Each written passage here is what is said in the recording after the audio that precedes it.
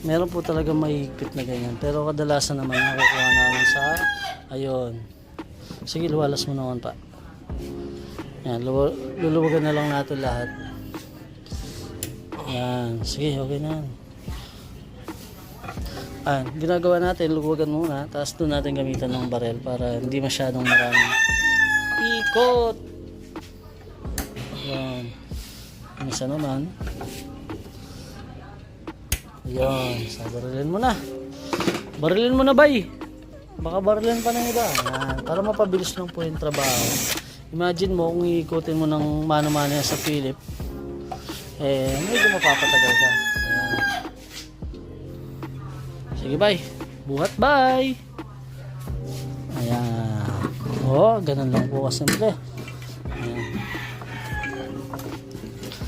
So, sana po ay makatulong tong video to sa mga